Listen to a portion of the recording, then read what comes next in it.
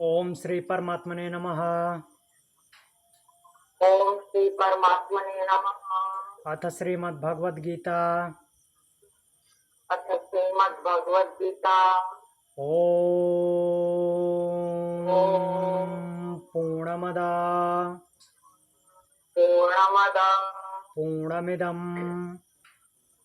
पूर्णमिदं पूर्णात् पूर्णमुदच्यते पूर्णात् पूर्णमुदच्यते पूर्णस्य पूर्णमादाय पूर्णस्य पूर्णमादाय पूर्णमेवावशिष्यते। पूर्णमेवावशिष्यते। ओम ओम शांति शांति शांति शांति। शांति शांति।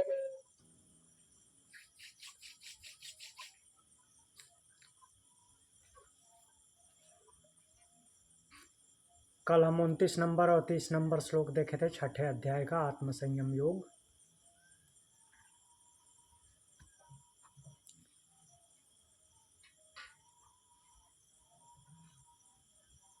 तो दोनों श्लोक का रिवीजन करेंगे और फिर आगे बढ़ेंगे।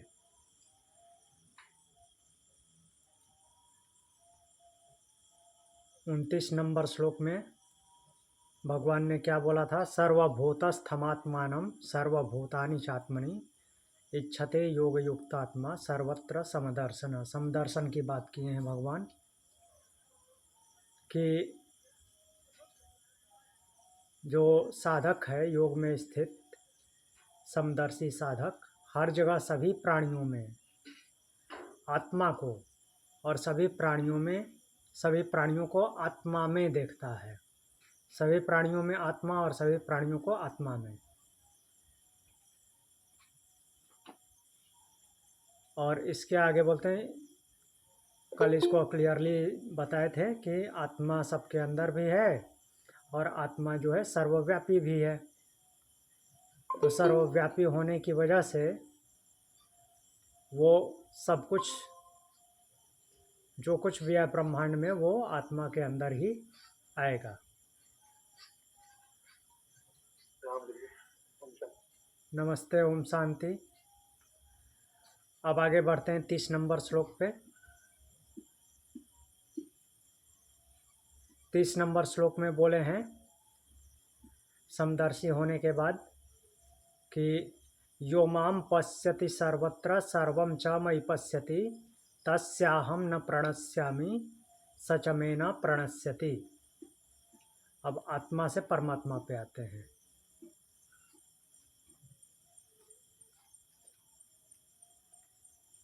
यह सर्वत्र माम पश्यति च सर्वं मयि पश्यति। पिछले श्लोक में सब में आत्मा और आत्मा में सब थे। अब साधक उसी आत्म तत्व को परमात्मा के दृष्टिकोण से देखता है। तो जो साधक मुझे हर जगह देखता है, मीन्स परमात्मा को हर जगह देखता है, सर्वव्यापी, और सब कुछ मुझ में ही देखता है। जब वो सर्वव्यापी है तो सब कुछ उसमें ही होगा, सीधी सी बात है। तो उसके लिए मैं कभी अदृश्य नहीं होता और वो मेरे लिए कभी अदृश्य नहीं होता, क्योंकि दोनों हर जगह उपस्थित हैं और एकत्व हो गया है, अलगाव है ही नहीं।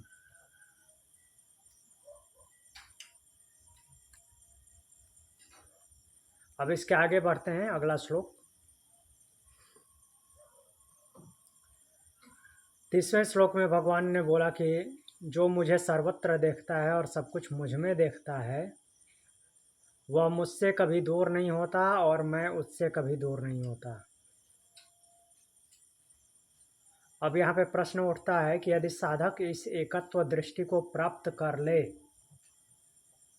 अलग ही नहीं है, तो क्या उसे संसार छोड़कर जीना होगा? संसार से कोई मतलब नहीं होगा? क्या वह कर्म करते हुए भी ईश्वर में स्थित रह सकता है? और एक प्रश्न है कि क्या भक्ति और व्यावहारिक जीवन साथ साथ चल सकते हैं? तो भगवान बोलते हैं, सर्वभूतस्थितं यो मां भजत्येकत्वमास्थितः सर्वथा वर्तमानोऽपि स योगी मयि वर्तते। सर्वभूतस्थितं यो मां भजत्येकत्वमास्थितः, या एकत्वम आस्थितः, जो साधक एकत्व भाव में स्थित होकर, एकत्व भाव में स्थित हो गया, परमात्मा के साथ एकाकार हो गया। सर्वभूत स्थितम माम भजति, फिर क्या बोल रहे हैं? सर्वभूत स्थितम माम भजति, सभी प्राणियों में स्थित मुझे भजता है। एकत्व भाव वाला हो गया है, आत्मस्वरूप हो गया है। अब जब आत्मस्वरूप वाला हो गया तो सब कुछ हर जगह उसको एक ही दिखता है, तो सभी प्राणियों में उसको देखता है और सभी प्राणियों में वो स्थित है, सभी प्राणियों में भजता है। तो जो कुछ भी करता है, जो कुछ जिसके साथ भी व्यवहार करता है, वो अलग भाव से कुछ करता ही नहीं, वो उसी के साथ करता है, परमात्मा के साथ। तो बोल रहे हैं कि स योगी सर्वथा वर्तमान अपि मयि वर्तते, तो वह योगी हर प्रकार से व्यवहार करते हुए वर्तमान में रहता हुआ मुझ में ही स्थित रहता है। मीन्स जो करना है, जिस समय में जो करना है वो सब कुछ करते हुए मुझ में स्थित रहता है, कोई डिस्टरबेंस नहीं होता।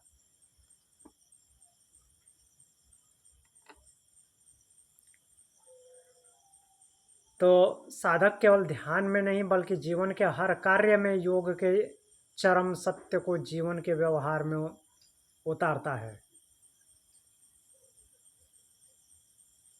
ये ऐसी साधना है कि जीवन के हर कर्म में योग के चरम सत्य को ये व्यवहार में उतारती है। ये साधना मीन्स हर जगह परमात्मा को देखना। तो सब कुछ करते हुए आप उसी में जी रहे हैं, बाहर हैं ही नहीं।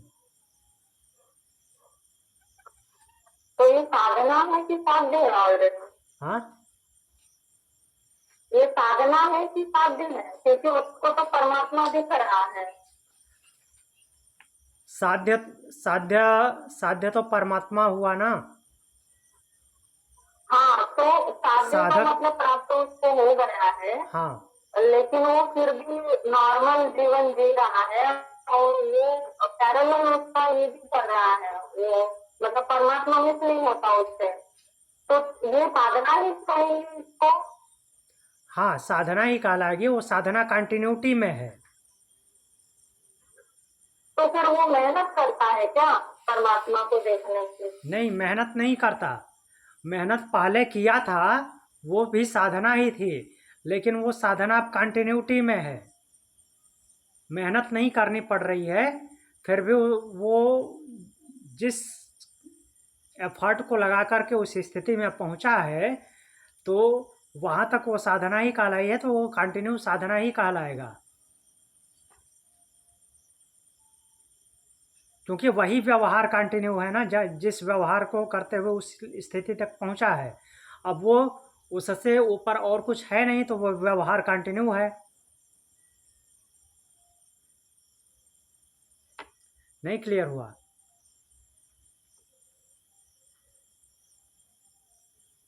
उससे वो पीछे नहीं जा सकता, लेकिन वही बिहेवियर कंटिन्यू है, तो उसका नाम साधना उसी वजह से पड़ा है, तो साधना नाम से ही कंटिन्यू रहेगा।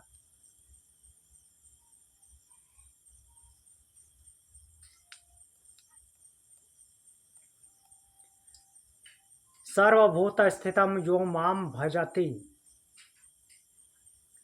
तो यहाँ पे जो भक्ति है वो केवल पूजा नहीं है, केवल जप मात्र नहीं है।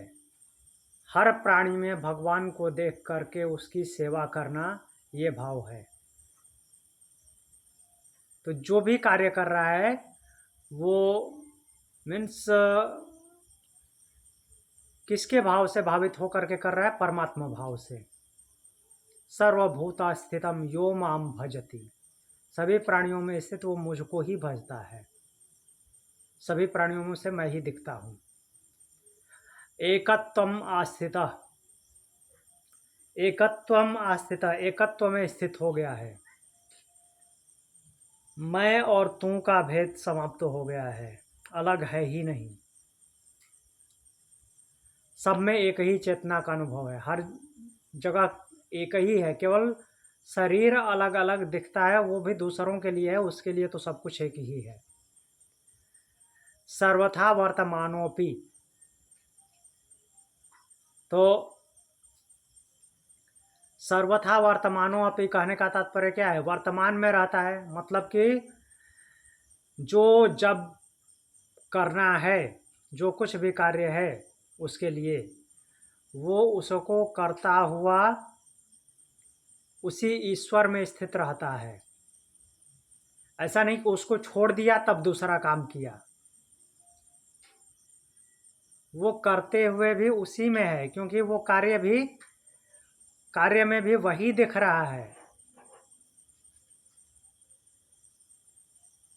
क्योंकि हम पहले ही देख चुके हैं कि सब कुछ उसी में विद्यमान है, तो वो कार्य उससे अलग कैसे हो सकता है? तो इसलिए वो वर्तमान में रहते हुए वो उसी में स्थित है, बाहर नहीं है, उसको छोड़ता नहीं है। तो जब तक परमात्मा नहीं दिखाई देता, जब तक उसको अद्वैत का अनुभव नहीं, तब तक उसको फोर्सफुली बहुत प्रैक्टिस करनी पड़ेगी और बार बार याद दिलाना पड़ेगा कि नहीं, सब में परमात्मा है, परमात्मा में सब है। ये याद दिलाते दिलाते फिर वो अद्वैत तक पहुंचेगा। तो जब तक नहीं पहुंचता तब तक उसको इम्पोर्ट करना है इस बात को बार बार। जी, उसको धारण करना है। जब तक धारण नहीं होता तब तक वो प्रैक्टिस का, वही जो धारणा ध्यान समाधि है, जो 3 स्टेप अंतिम अष्टांग योग के, तो वो बार बार धारण करना है। धारणा जब आ जाएगी तो वो ध्यान में परिवर्तित हो जाएगा, और ये चैप्टर ये ध्यान योग।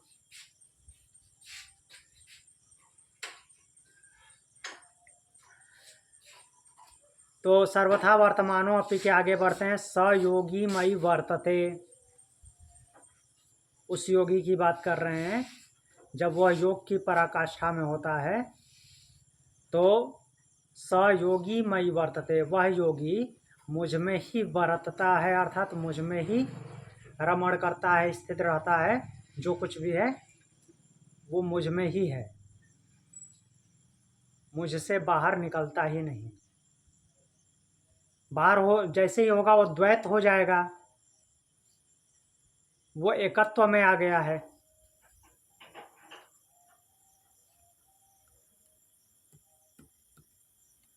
और जैसे ही वहाँ पे एकत्व में आ गया तो वापस जाने का मार्ग भी बंद हो जाता है, क्योंकि जिसको पार करके आया है वहाँ पे उनकी लिमिट ही समाप्त हो जाती है। वापस आने के लिए उनसे कनेक्शन भी तो बनना चाहिए, कनेक्शन ही नहीं बनता।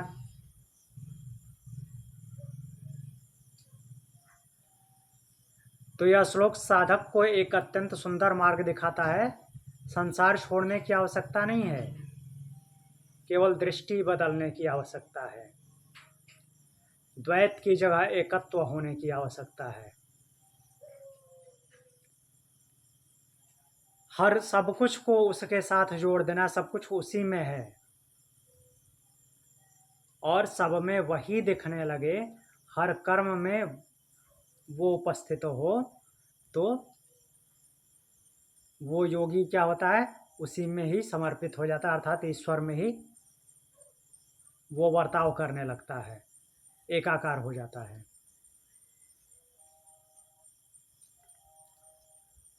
अब आगे बढ़ते हैं 32 नंबर श्लोक पे।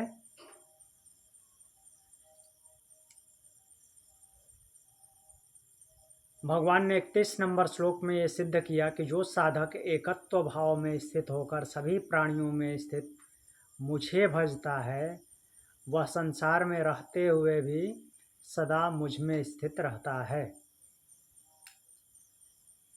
तो अब प्रश्न उठता है कि यदि साधक सब में ईश्वर को देखता है तो उसके व्यवहार में यह दृष्टि कैसे प्रकट होती है, व्यवहार में वो कैसे यूज करता है इसका।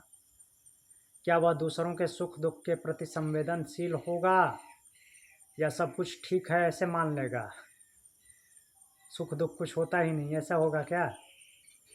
समदृष्टि का वास्तविक जीवन में क्या स्वरूप है। तो भगवान बोलते हैं आत्मौपम्येन सर्वत्र समं पश्यति योऽर्जुन सुखं वा यदि वा दुःखं स योगी परमो मतः।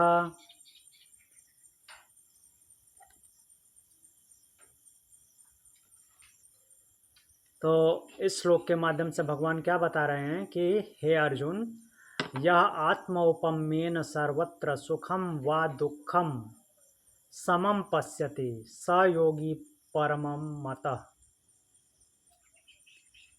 जो साधक अपने समान सभी प्राणियों में सुख और दुख को समान रूप से देखता है, विचलित नहीं होता। कहने का मतलब ये है कि ऐसा नहीं कि उसको सुख और दुख की अनुभूति नहीं होती, कि वो सुखी है या दुखी है ऐसा उसको फील नहीं होता, होता है। लेकिन वो क्या करता है कि वो सुख और दुख से विचलित नहीं होता। जैसे दूसरे विचलित होते हैं, वो सुख दुख से विचलित नहीं होता। वो सुख और दुख के कारण को देखता है, क्यों ऐसा हुआ होगा, ऐसा होना स्वाभाविक है। अगर ऐसे ऐसे घटनाएं हुई हैं तो सुख प्राप्त होगा, ऐसी ऐसी घटनाएं हुई तो दुख मिलेगा। तो वो तो मीन्स एज ए सिस्टम आया है ना, तो उसके अगेंस्ट में बिहेव करने से वो तो चला नहीं जाएगा। तो उसको वो बैलेंस रूप में देखता है, समभाव में। तो यहाँ पे करुणा और सहानुभूति का सजीव रूप योग की साधना को उच्चतम नैतिक और मानवीय आदर्श तक लेकर के जाता है। आत्मोपम्येन, अपने समान देखना। हाँ, वो सामने वाला उसके जैसा नहीं हो जाता, बट उसमें भी जैसे अपने ऊपर दुख सुख आता है और वो फील करता है, मीन्स उसको जैसे झेल जाता है, वैसे ही सामने वाले के भी दुख और सुख को वैसे ही झेलता है। तो इसका अर्थ है कि जैसा सुख मुझे प्रिय है वैसा ही दूसरों को भी प्रिय, और दुख मुझे कष्ट देता है वैसे ही दूसरों को भी कष्ट देता है। तो उसकी अनुभूति तो होती ही है, लेकिन उसको समान भाव से देखना, अर्थात समत्व में रह करके उसको झेल जाना ही योगी का कर्तव्य है। सर्वत्र समम पश्यति, सर्वत्र समम पश्यति, हर जगह समम इक्वल देखना। समदृष्टि केवल दार्शनिक नहीं, जीवन में भी प्रकट होती है।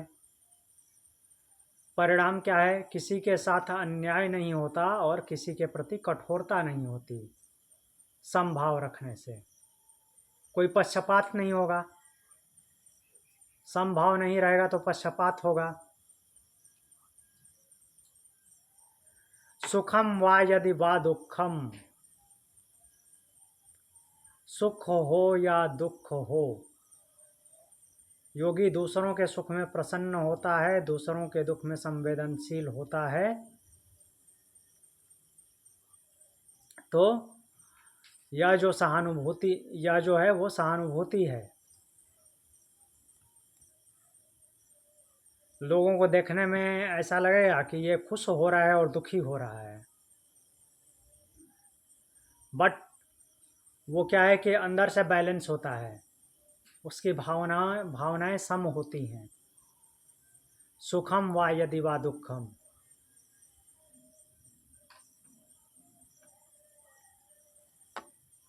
स योगी परमो मतः। तो सुखम व यदि वा दुखम, अगर दिखने में ऐसा लगता है कि हाँ ये भी तो खुश हो रहा है, ये भी दुखी हो रहा है, वो संवेदना व्यक्त करता है, ऐसा भाव दिखना चाहिए। वो एक प्रकार से सहानुभूति है, उसकी स्वानुभूति नहीं है। लोगों को वैसा फील हो, मीन्स वो जैसा सोचते हैं वैसा लगे, इस भाव से। जैसे भगवान ने पहले बोला है कि जब अर्जुन को बता रहे थे कि मैंने ही इस योग को विवस्वान को दिया था, सूर्य को।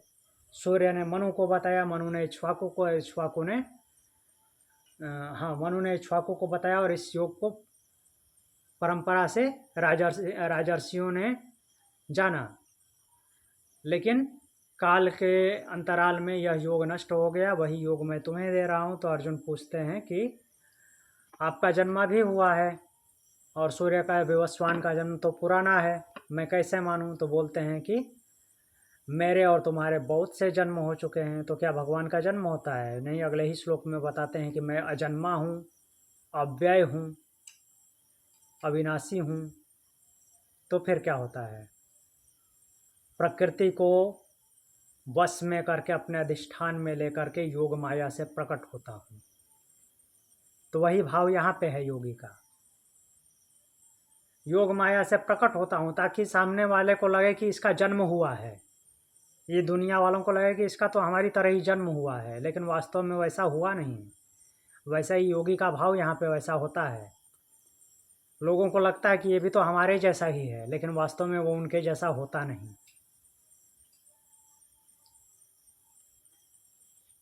नहीं समझ आया? वैसे ही वो जैसे भगवान का प्रकट होना है, वास्तव में वो जन्म नहीं है, वो प्रकट होते हैं। और सेम बट फील ऐसा होता है कि उसका जन्म हुआ है। यहाँ तक कि जिसके यहाँ पे प्रकट हुए वहाँ पे भी उनको जन्म ही लगता है। जैसे रामचरितमानस में गोस्वामी तुलसीदास जी लिखते हैं, भय प्रकट कृपाला दीन दयाला कौशल्या हितकारी हर्षित महतारी मुनि मनहारी अद्भुत रूप निहारी। तो भय प्रकट कृपाला बोल रहे हैं, वो कृपाला प्रकट हुए। दीन दयाला कौशल्या हितकारी हर्षित महतारी मुनि मनहारी। तो जो माता जो है हर्षित हुई, मुनियों के मन को हरने वाले मुनि मनहारी, अद्भुत रूप निहारी, अद्भुत रूप को देखा। तो कुछ ऐसा रूप बनाया जो कि अद्भुत था, उसको उन्होंने देखा। लेकिन उसके बाद क्या हुआ? वो अद्भुत रूप सब भूल गया।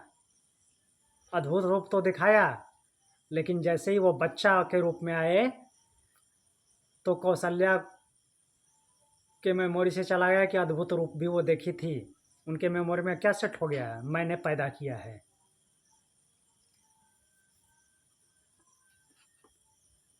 सेम। तो कुछ इसी तरह का कॉन्सेप्ट यहाँ पे योगी के माध्यम से प्रकट होता है।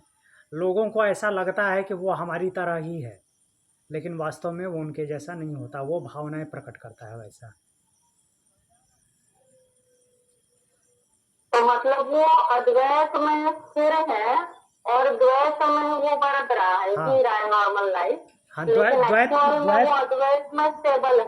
हाँ नहीं, वो जी भी अद्वैत में ही रहा है, लोगों को दिखने में द्वैत में जीता है।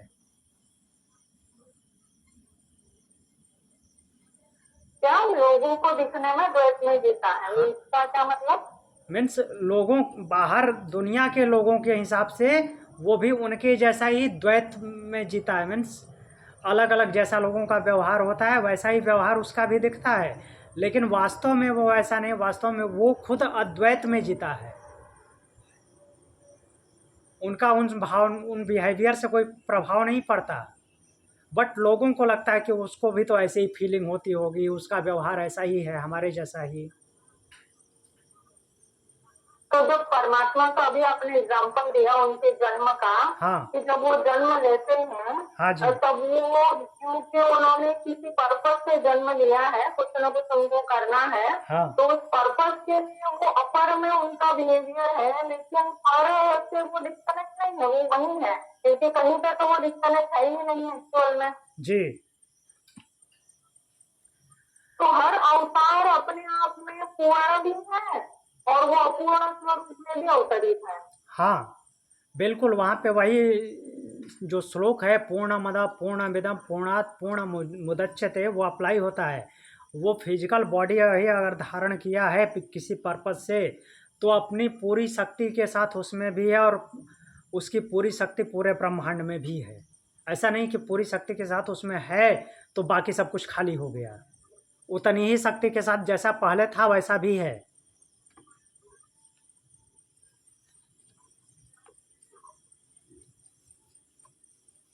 और कुछ?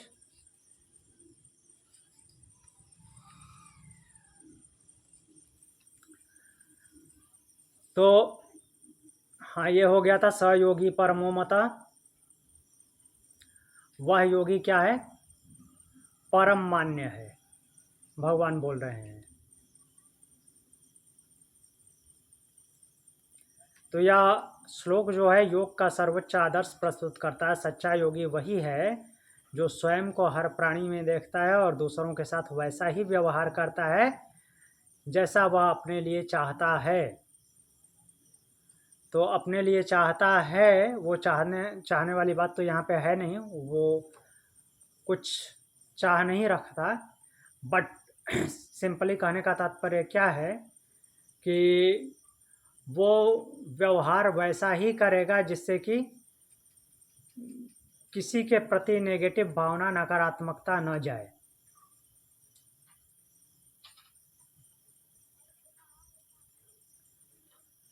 तो अब यहाँ पे आगे बढ़ते हैं 33वें श्लोक में।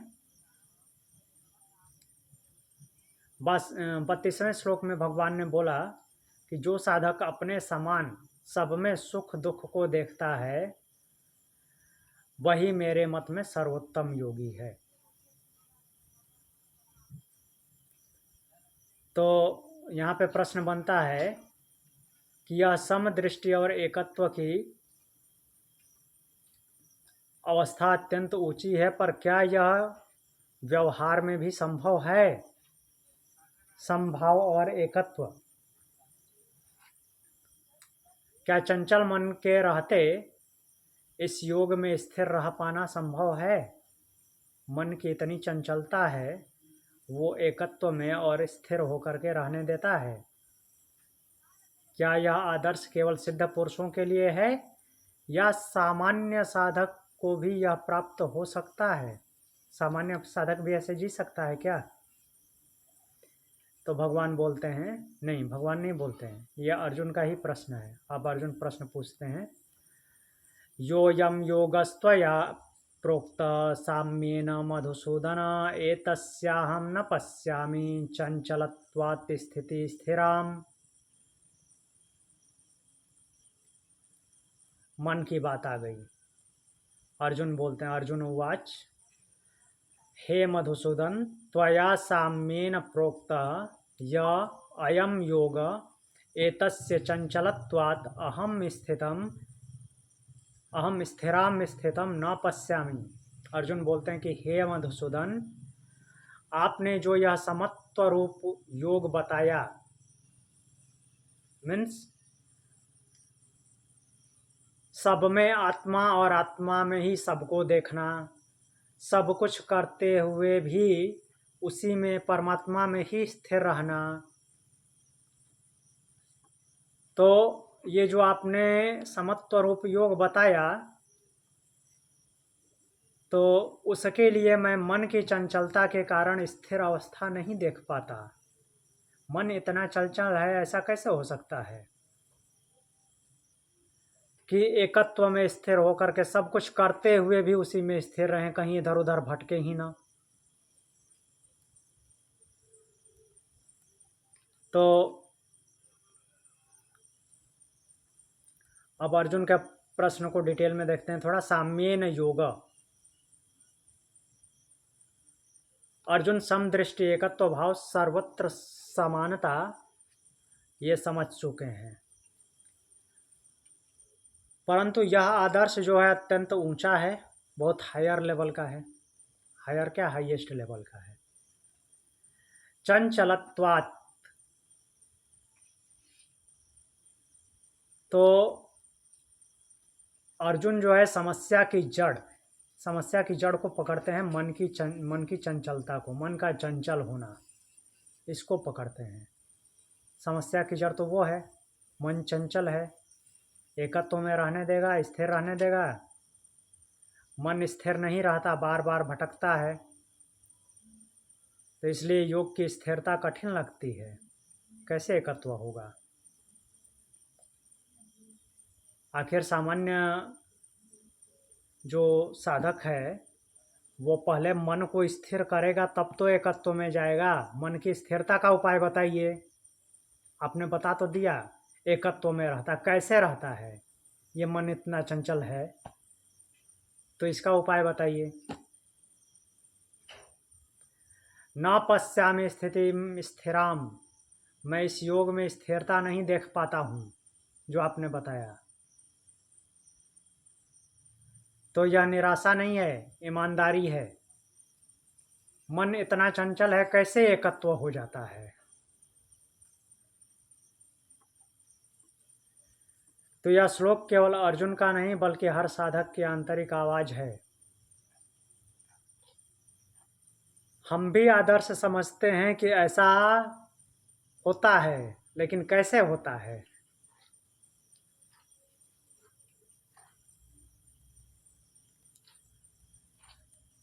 तो आगे बढ़ते हैं।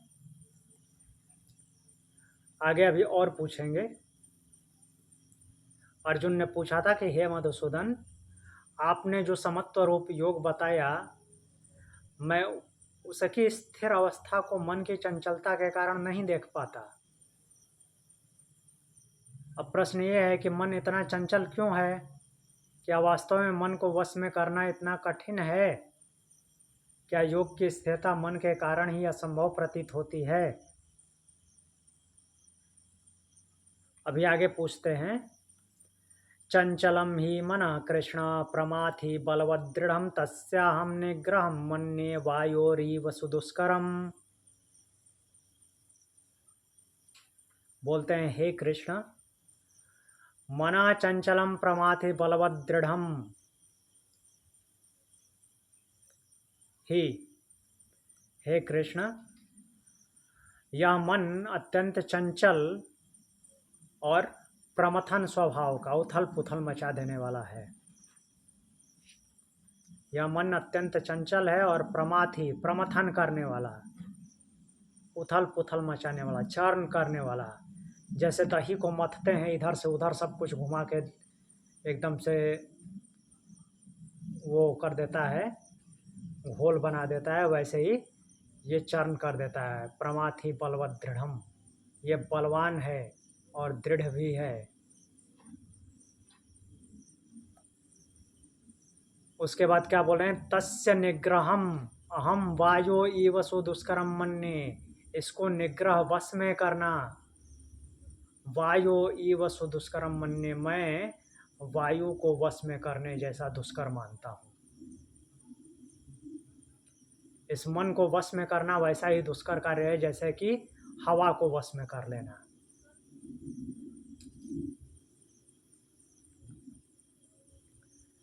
तो देखते हैं इसको। अब यहाँ पे मन के स्वभाव का अद्वितीय और सटीक विश्लेषण प्रस्तुत करते हैं अर्जुन। अर्जुन केवल समस्या नहीं बताते बल्कि मन के 4 प्रमुख गुणों का उद्घाटन करते हैं। चंचल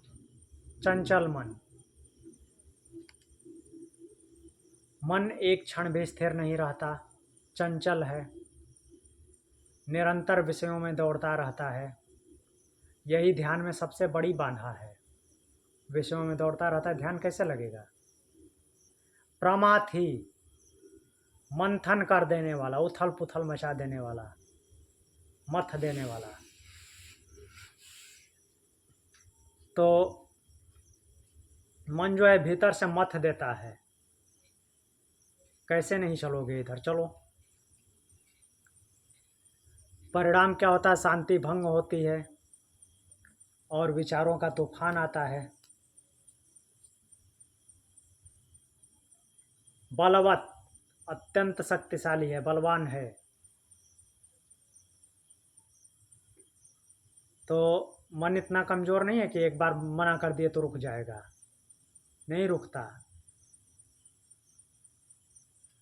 तो मन की शक्ति इंद्रियों को खींच ले जाती है। इंद्रियों ने जस्ट उसको मार्ग दिखाया, कुछ विजुअलाइज किया, इधर ऐसा है, बस अब उनको भी साथ में, मीन्स वो अगर उनके साथ हो लेता है तो उनको भी ज़बरदस्ती खींच के अब ले जाता है, मीन्स आत्मा को भी खींच के ले जाता है, जीवात्मा को। ये निर्णयों को प्रभावित करती हैं। जो मन खींच ले जाता है तो अब निर्णय प्रभावित होते हैं, इसलिए इसे जीतना साधारण नहीं है। दृढ़म, दृढ़ है, हठी है, हठ करता है, दिखता है, छोटे बच्चों में इजीली दिखता है। एकदम चिल्ला चिल्ला के, जब तक उनको जो चाहिए मिल ना जाए तब तक चिल्लाते रहते हैं, हठ दिखता है।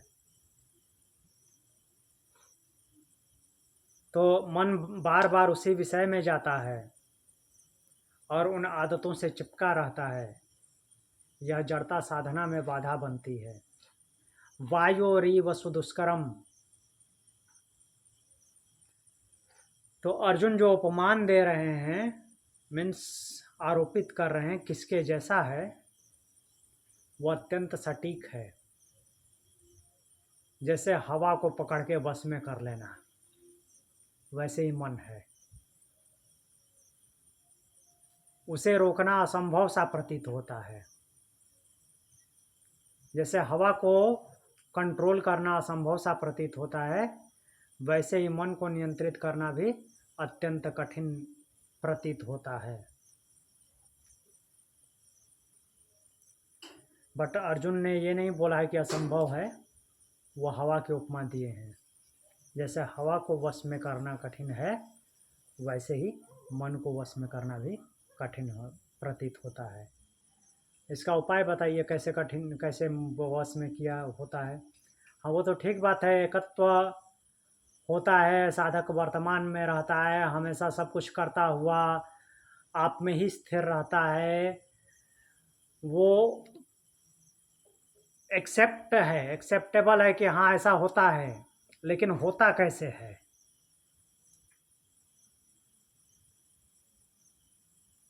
वो रास्ता बहुत कठिन है, उसका उपाय बता दीजिए। तो यह केवल शिकायत नहीं है, मन के विज्ञान का सटीक अवलोकन है। अर्जुन साधना की कठिनाइयों को छिपाते नहीं, बल्कि स्पष्ट रूप से रखते हैं। तो यह श्लोक हमें एक सच्चाई से परिचित कराता है, मन को नियंत्रित करना आसान नहीं है। केवल ऐसे जैसे कि पहले भगवान ने बोला और वैसे ही एक्सेप्ट नहीं कर लिया। अर्जुन ने ये रहस्य सामने रख दिया। वो सब ठीक है, ऐसा होता है, उसमें कोई रिजेक्शन नहीं है। नहीं, ऐसा हम नहीं मानते कि ऐसा नहीं होता, होता है, लेकिन होता कैसा है, इतनी कठिनाइयों को पार कैसे करें। तो यह स्वीकार करना ही पहला कदम है, क्योंकि जब समस्या स्पष्ट होती है तब समाधान संभव होता है। इसलिए मन की चंचलता से निराश न हो, उसे समझें और पहचानें।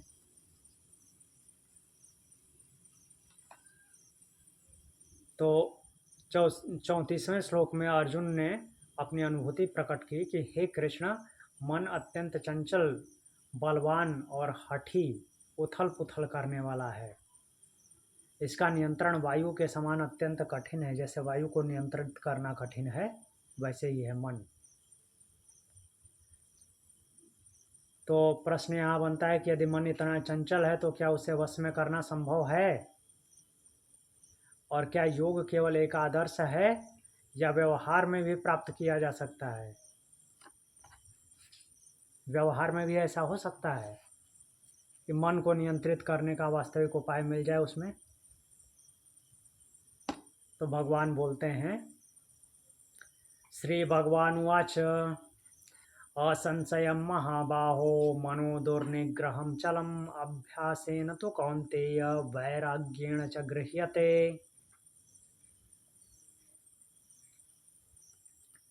भगवान क्या बोल रहे हैं? हे महाबाहो,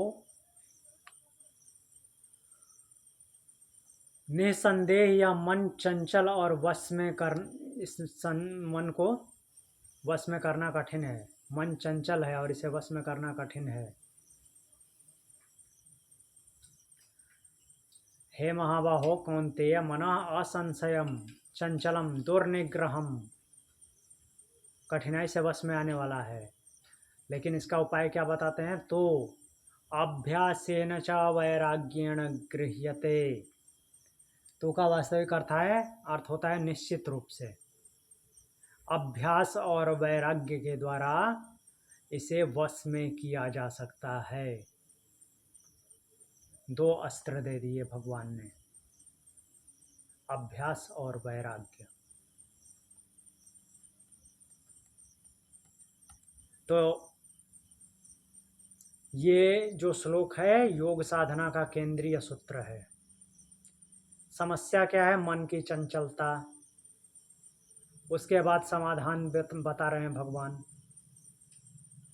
समस्या है मन की चंचलता, मथ देता है, उसको वश में कैसे करें? तो भगवान उपाय बताते हैं, अभ्यास और वैराग्य 2 शस्त्र देते हैं।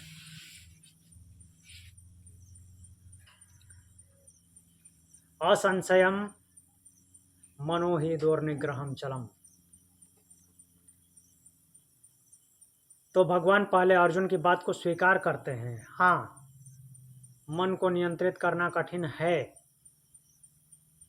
इसमें कोई संशय नहीं है। तो समस्या को नकारते नहीं भगवान कि नहीं गलत बोल रहे हो, एकदम सही बोल रहे हो, कि मन जो है प्रमथन स्वभाव वाला, दृढ़ है, बलवान है, ये सब स्वीकार है, बिल्कुल सही है। और इसमें ऐसा भी नहीं है कि कुछ बढ़ा चढ़ा के बोल दिए। सही बोले हो, ठीक है, एकदम सही बोले हो, इसमें कोई कमी भी नहीं करनी है। अभ्यासेन, अभ्यास रूपी शस्त्र का प्रयोग करते हैं। अभ्यास का अर्थ है बार बार प्रयास करना, उसी को अभ्यास बोलते हैं। जैसे ध्यान में बार बार मन को वापस लाना, तो मन को धीरे धीरे ट्रेनिंग दी जाती है, यहाँ पे ही रहना है, भागना नहीं, फिर भागता है, फिर पकड़ के लाओ, ये अभ्यास है। वैराग्येण, आसक्ति का त्याग। जिसके पास वो बार बार भाग रहा है उसकी आसक्ति का त्याग करो। तो आसक्ति का वो अभ्यास से ही आएगा, बार बार अभ्यास करने से। और केवल अभ्यास उसको पकड़ के लाना, यहाँ बैठाना, ये नहीं है कि वहाँ से हटो यहाँ बैठ जाओ। साथ में ये भी करना, उसकी आसक्ति छोड़ो, उसके बारे में भूलो, काम यहाँ पे है, यहाँ पे आ जाओ। तो वो वैराग्य है, आसक्ति का त्याग। तो विषयों का त्याग नहीं करना है, उसमें बंधन का त्याग, उससे आसक्त नहीं होना, लिप्त नहीं होना उससे। जो काम है वो तो करना ही है, वो पूर्ण होते ही उससे मुक्त हो जाना है, वरना वहीं पे चिपके रहोगे, दूसरा काम नहीं होगा। तो जहाँ पे काम करना है वहाँ पे उसको लाने की प्रैक्टिस करनी है, और जिसमें वो आसक्त है, लिप्त है, उससे उसकी आसक्ति को हटाना है। आसक्ति को हटाना वैराग्य है। वैराग्य शब्द जो है वो 2 से मिलके बना है, वी राग, जिसका राग बीत गया। राग मीन्स होता है आसक्ति, अर्थात आसक्ति का समाप्त हो जाना ही विराग है। तो ये हथियार दिए हैं भगवान ने, अभ्यास और वैराग्य। तो अभ्यास और वैराग्य जब दोनों साथ मिलते हैं तो साधना संतुलित हो जाती है, बैलेंस हो जाती है। तो केवल अभ्यास जो है वो तो मन को बार बार क्या करेगा कि मन बार बार विषयों में जाएगा और उसको पकड़ के लाएगा। और केवल वैराग्य हो तो विरक्त को तो हो जाएगा, लेकिन अब करना क्या है। तो इसलिए ये दोनों लगभग क्या दोनों साथ में ही चलेंगे। एक प्रकार से राग अटैचमेंट हटाना है, जिसमें अब ज़रूरत नहीं है वहाँ से डिटैच करना है, और जहाँ पे ज़रूरत है वहाँ पे लगाना है, वो अभ्यास है। तो यह जो श्लोक है साधक को आशा और मार्ग दोनों देता है। मन को वश में करना कठिन है पर असंभव नहीं है। निरंतर अभ्यास और वैराग्य से इसे अवश्य जीत सकते हैं। इसलिए हार न माने, बार बार उठें, अभ्यास करें और धीरे धीरे मन जो है मित्र बन जाएगा। तो आज के लिए इतना ही। कुछ पूछना है? ठीक है, तो 31 नंबर से 35 नंबर श्लोक को रिवीजन कर लेते हैं, दोहरा लेते हैं, और उसके बाद क्लास का समापन करेंगे। 31 नंबर में बोलते हैं, 31वें श्लोक में, सर्वभूतस्थितं यो मां भजत्येकत्वमास्थितः सर्वथा वर्तमानोऽपि स योगी मयि वर्तते। बोल रहे हैं कि जो साधक एकत्व भाव में स्थित होकर के सभी प्राणियों में स्थित मुझे भजता है, वह योगी हर प्रकार से व्यवहार करता हुआ, अर्थात वर्तमान में रहता हुआ, सब कुछ करता हुआ मुझ में ही स्थिर रहता है। काम छोड़ के नहीं रहता है, सब कुछ करता हुआ मुझ में स्थित रहता है।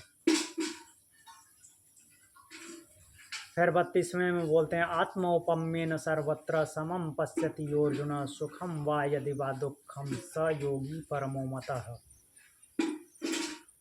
बोलते हैं कि हे अर्जुन, जो साधक अपने समान सब जगह सभी प्राणियों में सुख और दुख को समान रूप से देखता है, वह योगी मेरे मत में सर्वोत्तम है।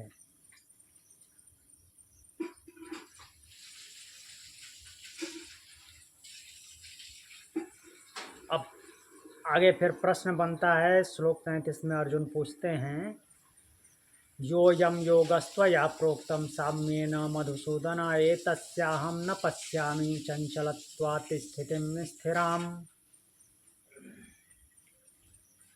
बोलते हैं कि हे मधुसूदन, आपने ये जो समत्व भाव बोला, समरूप योग बताया, एतस्य चंचलत्वात् अहम स्थिरम स्थितिम न पश्यामि। तो मन की चंचलता के कारण मैं इसकी स्थिरता को, स्थित अवस्था को नहीं देख पाता हूँ।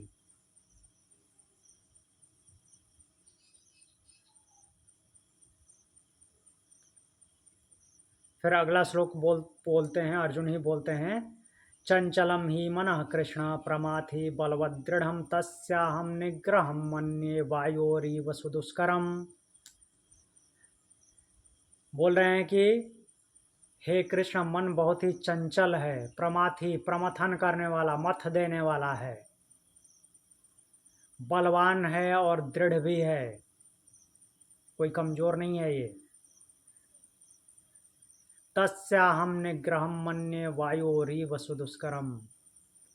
इसको वश में करना वैसा ही कठिन है, ऐसा ही दुष्कर कार्य है जैसे कि हवा को वश में कर लेना।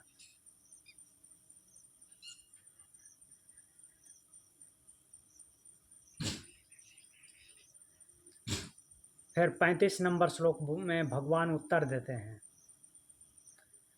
भगवान बोलते हैं, श्री भगवान उवाच असंशयं महाबाहो मनोदुर्निग्रहं चलम् अभ्यासेन तो कौन्तेय वैराग्येण च गृह्यते। बोल रहे हैं कि हे महाबाहो कौन्तेय, मनः असंशयं चलम दुर्निग्रहम, निसंदेह मन जो है, मन को वश में करना कठिन है। मन चंचल स्वभाव वाला है और इसमें कोई संशय नहीं है कि उसको वश में करना कठिन है। तो अभ्यासेन च वैराग्येण गृह्यते, लेकिन इसको अभ्यास और वैराग्य के द्वारा वश में किया जा सकता है। तो आज की कक्षा को यहीं पे विराम देते हैं, अगली कक्षा में फिर मिलेंगे। समापन मंत्र पढ़ लेते हैं। ओम तत्सदिति तत्सदिति श्रीमद्भगवद्गीतासु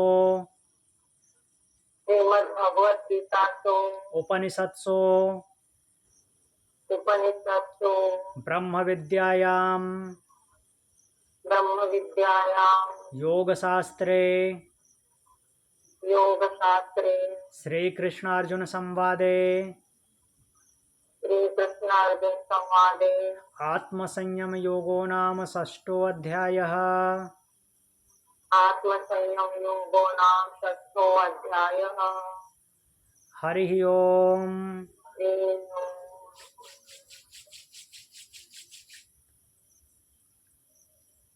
ओम शांति। ओम शांति।